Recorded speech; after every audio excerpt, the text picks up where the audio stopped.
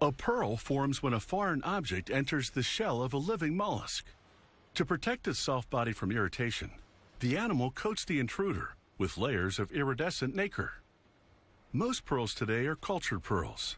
They can be round, oval, or like Mabe pearls, semi-spherical.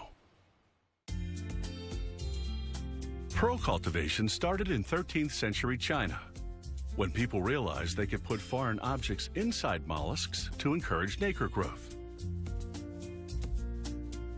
It's the mollusk species and its home waters that determine the pearl's shape and color.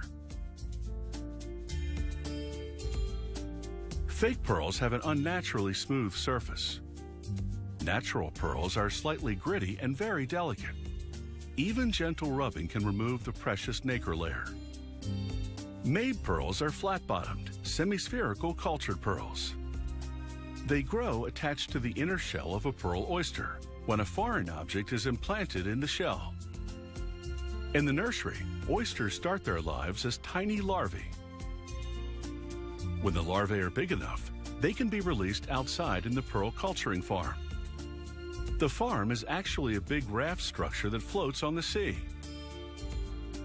Oyster larvae naturally attach themselves to natural or man-made structures, at which point they start growing their shell. This net acts as a trap for the developing oysters. Juveniles are moved to underwater cages, where they will grow for several months.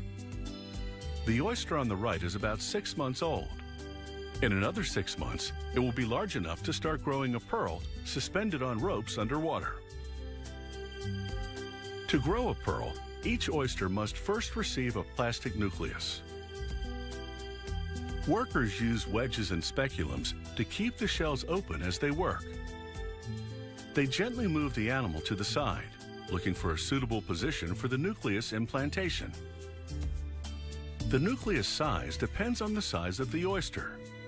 Following implantation, the oyster will start secreting nacre over the surface of the nucleus.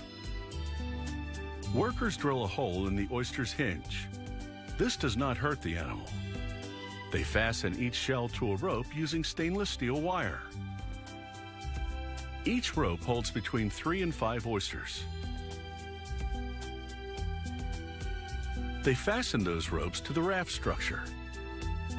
Oysters will spend at least another year underwater, feeding on plankton and growing the pearl. Every 2 or 3 months, they remove the oysters from the water to clean them. Tropical waters are rich in food and teeming with life, so each oyster becomes a microhabitat for smaller plants and animals. These organisms could prevent the oyster shell from opening and closing freely, hampering its feeding. Using a cleaver knife, they eliminate the thick crust of sea moss, barnacles, and other marine organisms. Once the oysters have grown to a suitable size, it's time to harvest the pearls.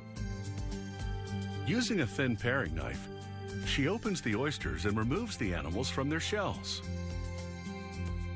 Mabe pearls are most often used in certain rings or earrings, where their dome shape is desirable. Using a diamond saw, they cut the shell around the pearl. After cutting, the nucleus will be removed and replaced with a mixture of resin to improve strength and luster. They use a grinding machine to shape the pearl. Then they polish it to enhance its natural beauty. Jewelers working with pearls arrange them according to size and quality. This artisan is creating a tiara for an international beauty pageant. She uses a magnifying glass to control the quality of the various gemstones and pearls. For other jewelry pieces, they use spherical pearls, such as this South Sea pearl. They insert a miniature screw in the hole. That screw is endowed with a proprietary double lock system which secures the pearl in its setting. The pearl farmers have been growing pearls for 3 generations. Today, they farm 3 species of oysters and produce a total of about 25,000 pearls every year. Even though cultured pearls require human intervention, they are all real pearls. Their color, luster, and shape may vary slightly, but each pearl is unique and naturally beautiful.